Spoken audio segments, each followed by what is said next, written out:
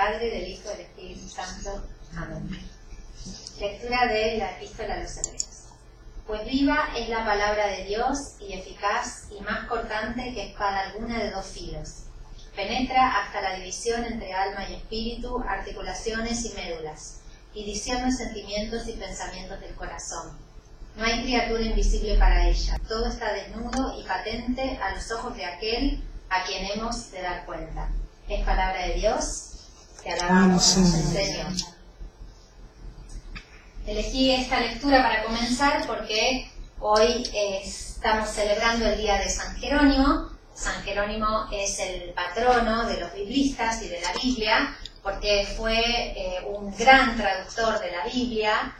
Tradujo del hebreo, del Antiguo Testamento, al latín, hizo esa edición que se conoce con el nombre de Vulgata, que se utilizó por siglos y siglos en la Iglesia, ¿no? En ese momento el latín era la lengua del pueblo, entonces lo que él quiso hacer fue acercar desde los textos en idioma original, acercar al pueblo la palabra de Dios para que la pueda leer. Entonces, por eso es un gran maestro y hoy estamos celebrando ese día, el día de él, el día de la Biblia, por eso septiembre es el mes de la Biblia. Así que no hay mejor día que hoy para finalizar este curso de profetas. Vamos a entonces finalizar con una actualización de los profetas, podríamos decir. Ya vimos algo sobre Jesús, cómo es recepcionado,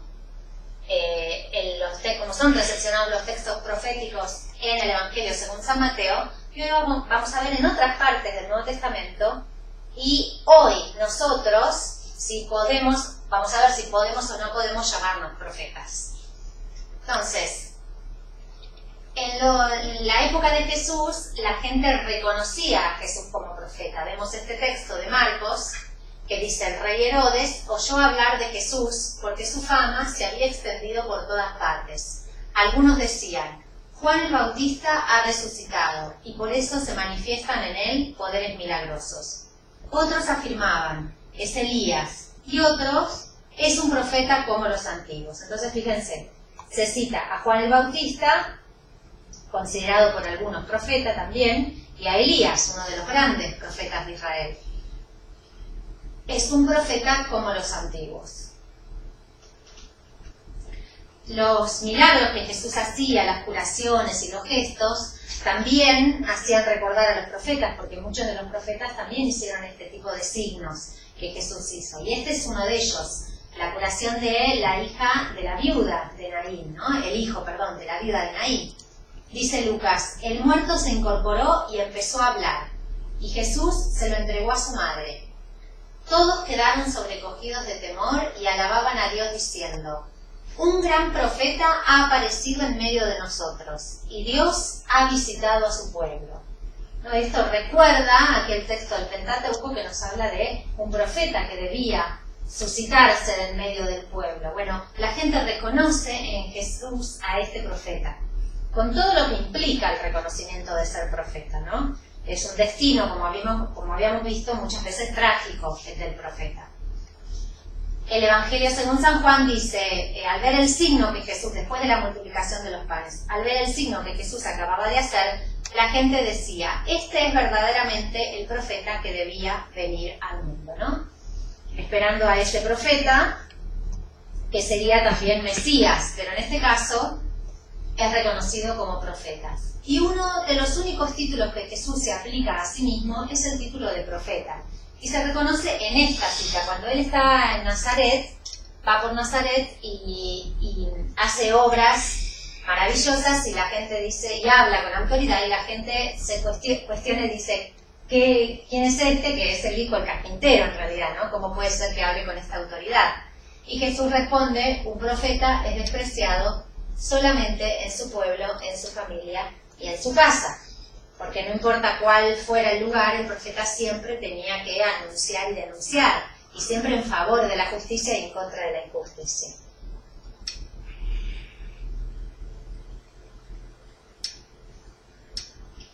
Este mismo texto, que popularmente conocemos como nadie profeta en su tierra, pero en realidad la traducción es esa que acabamos de leer, también aparece en el Evangelio según San Lucas.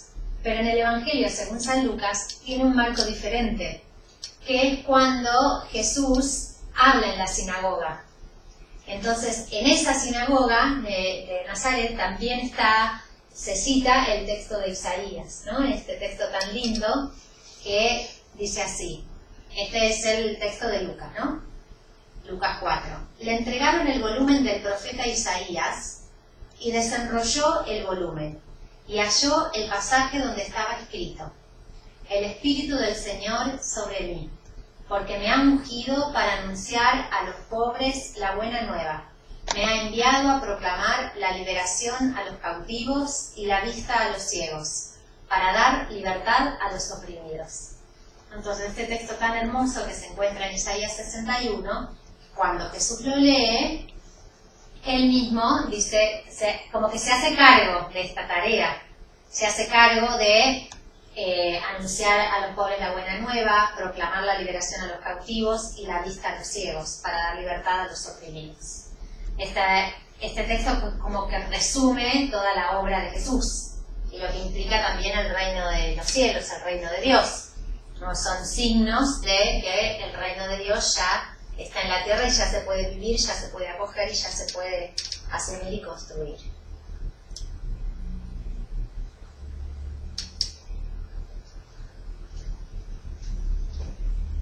Si avanzamos un poquito más de los evangelios o de la predicación de Jesús y vamos a las primeras comunidades cristianas, vemos cómo la primera predicación cristiana también mantuvo esta atribución, es decir, también reconoció en Jesús a un profeta. El libro de los Hechos de los Apóstoles nos presenta a Pedro, que al referirse a Jesús dice lo siguiente, ¿no? Este es un discurso de Pedro. Él debe permanecer en el cielo hasta el momento de la restauración universal, que Dios anunció antiguamente por medio de sus santos profetas, hablando de Jesús. Moisés en efecto dijo: el Señor Dios suscitará suscitará para ustedes de entre sus hermanos un profeta semejante a mí, y ustedes obedecerán a todo lo que él les diga. El que no escuche a este profeta será excluido del pueblo. Entonces está citando aquel texto que promete este profeta que va a suscitarse y se reconoce en Jesús.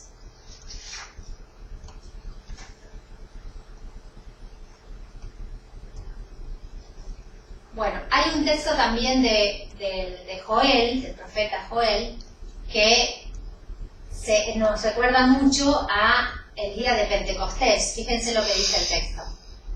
Después de esto, está hablando Dios Yahvé, ¿no? Yo derramaré mi espíritu sobre todo mortal, y profetizarán sus hijos y sus hijas. Sus ancianos tendrán sueños, sus jóvenes verán visiones.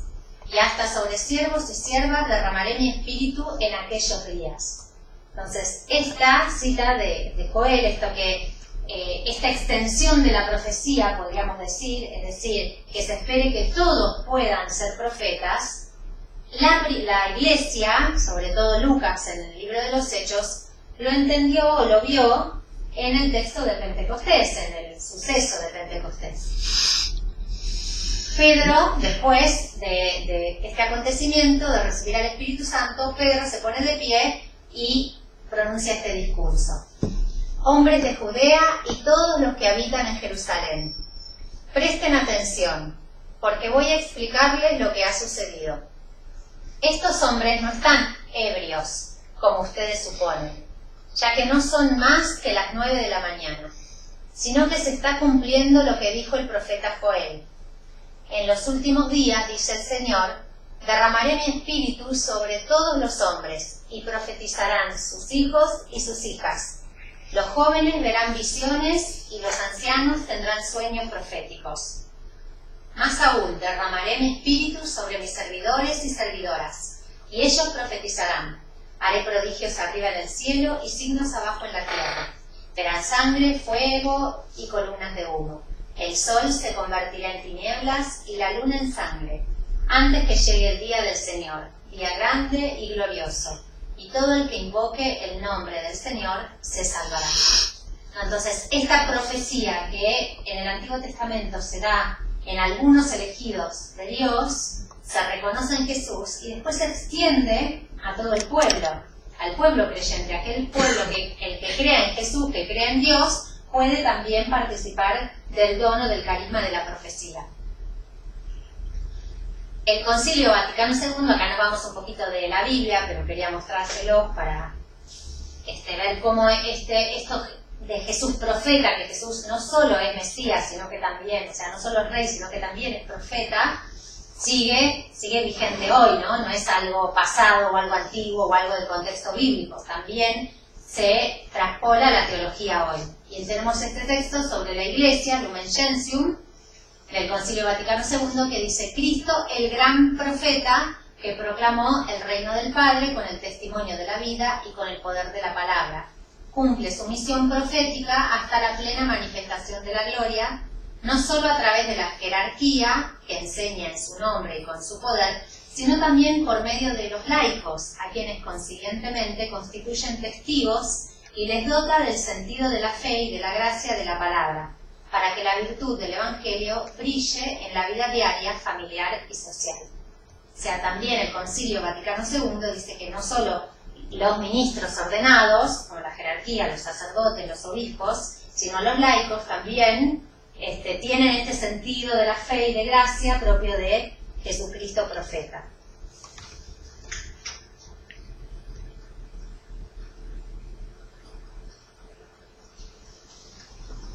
Entonces, ya vimos cómo el Nuevo Testamento y la Iglesia primitiva reconocen que hay profetas en las comunidades cristianas.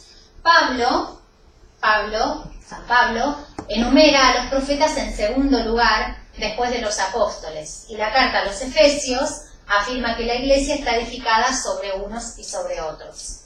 Efesios 2 dice: ustedes están edificados sobre los apóstoles y los profetas, que son los cimientos, mientras que la piedra angular es el mismo Jesucristo. O sea, está reconociendo que hay profetas en las primeras comunidades cristianas. ¿Qué estamos viendo? ¿Qué quiero que captemos con esto? Que los profetas no son algo del Antiguo Testamento más. Hay una serie de profetas que sí forman parte de la historia del pueblo de Dios, pero el profetismo también es un carisma que se puede dar hasta hoy. En Romanos 12, que se enlistan estos carismas, la profecía ocupa el primer lugar, y en Corintios 14 la profecía es preferible al don de lenguas. En Tesalonicenses también se menciona la profecía, y en Corintios también se habla de profetisas, ¿sí? Profetas en mujeres, o sea, también hay mujeres. El libro de los Hechos refiere la actuación de profetas en la iglesia de Antioquía y profetisas en Cesarea. Y el Apocalipsis se presenta expresamente como una profecía, o sea, todo el libro se presenta como una profecía, y el vidente como un miembro de la categoría de los profetas. Entonces vemos cómo este fenómeno del profetismo se extiende a las primeras comunidades cristianas.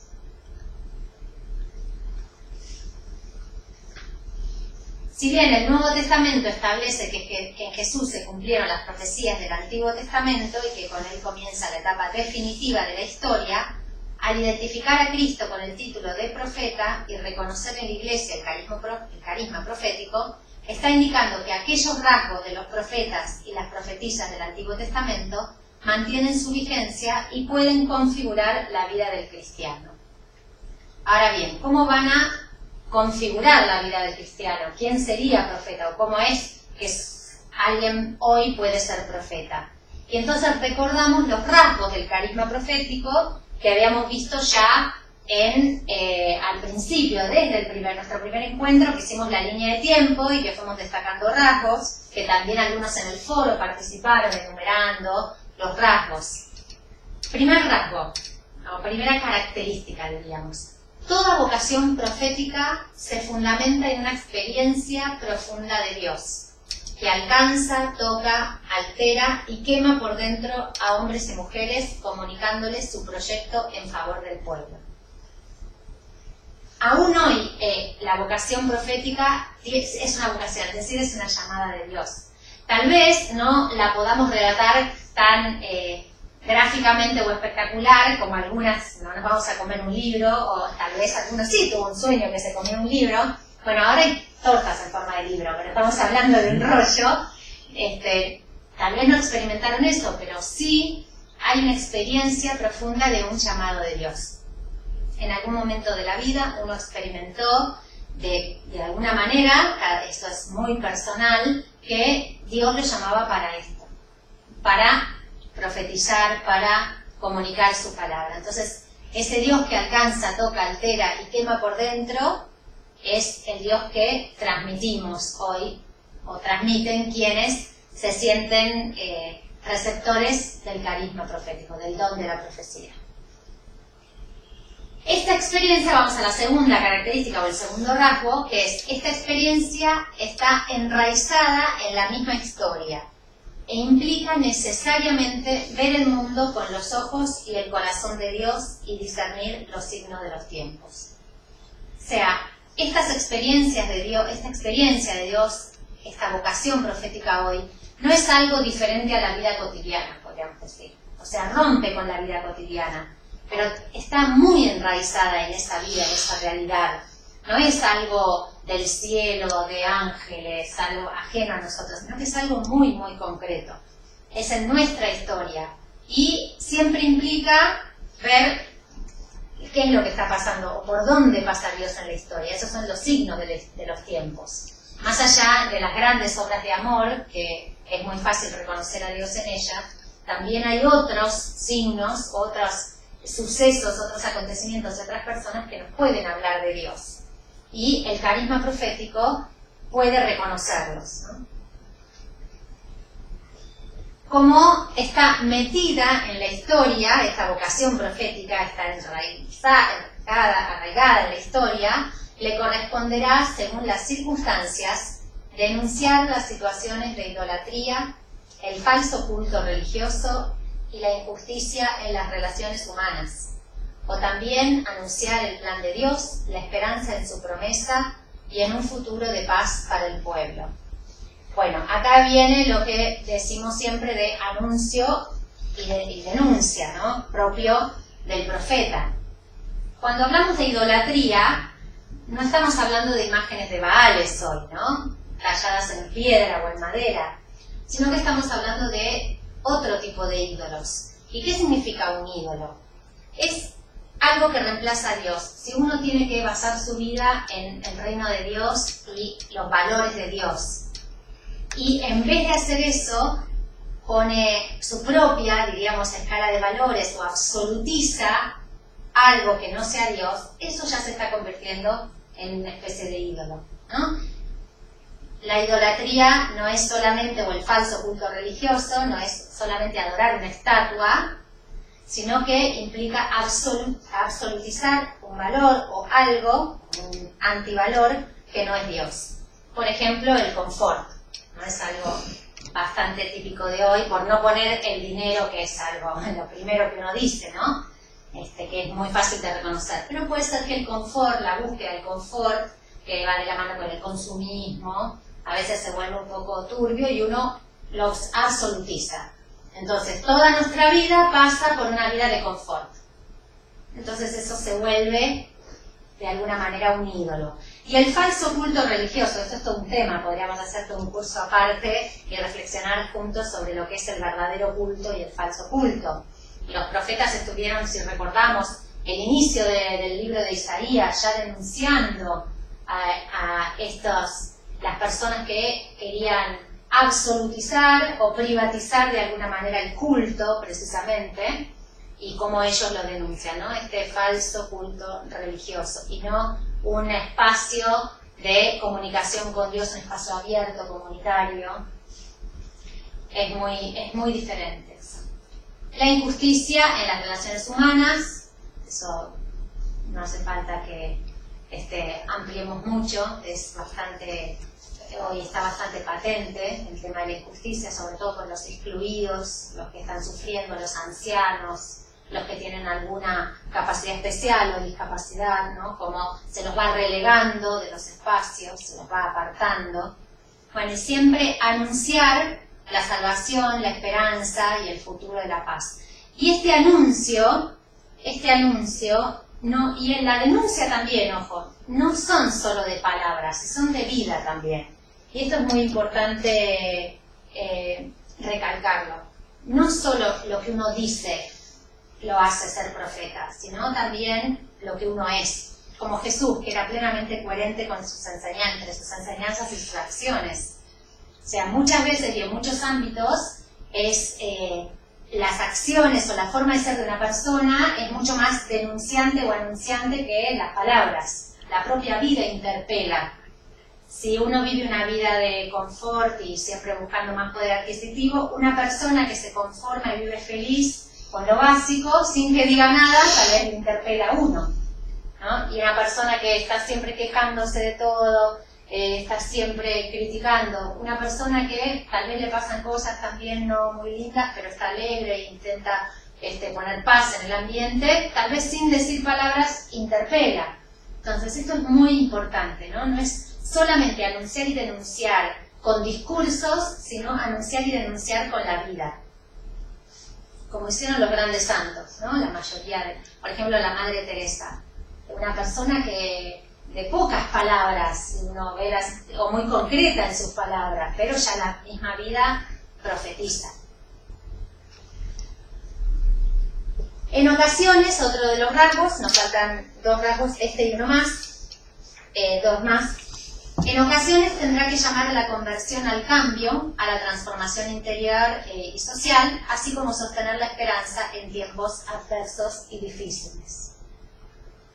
El carisma profético personal y comunitario se despliega a través de palabras y acciones que a veces hacen que la propia vida se constituya en un anuncio de parte de Dios. Esto era lo que decía. Y fíjense esta aclaración, ¿no? El carisma profético personal y comunitario. Personal y comunitario. Me gusta pensar también eso comunitario como familiar, uno podría decir, ¿no? Cuando uno ve una familia que ya vive los valores propios del Evangelio y ya su misma interacción o sobre el mismo amor familiar que se tienen, ya es anuncio y denuncia, ¿no? Lo mismo una comunidad cristiana, una comunidad religiosa. O sea, el carisma profético también puede ser un carisma comunitario. Y bueno, lamentablemente los profetas su destino ha sido trágico la mayoría de las veces porque precisamente como el mundo, lo que llama el sistema socio-religioso de la época trataba de imponer otros valores, querían por supuesto eliminar a aquel que pensara diferente, ¿no? Entonces siempre va a haber como una nota de martirio, que puede no ser la muerte, que en muchos casos es y aún hoy hay gente que sigue muriendo por la fe. Pero en nuestros países, que tenemos libertad religiosa, y son países en general cristianos, no nos matan por nuestra fe. Pero, sin embargo, si nuestra vida es una vida de anuncio y denuncio, y optamos por la simpleza, la pobreza en vez del confort, por la sencillez en vez de la búsqueda de dinero, etc., eso va a incomodar en algún momento. Entonces eso va a provocar un cierto martirio. El martirio casi que se vuelve como un criterio de radicalidad. ¿Qué significa? Que si a nosotros se nos impulsa a intentar siempre tener, como decía, más poder adquisitivo, ser siempre mejor que el otro, estar comparando, criticando, hablando mal, etc.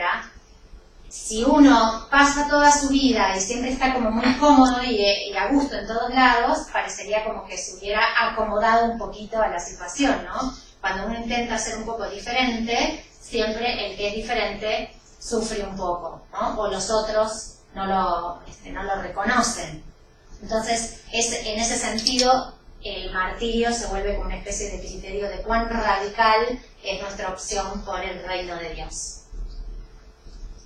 El Evangelio de Mateo refiere que el mismo Jesús lo puso de manifiesto, ¿no?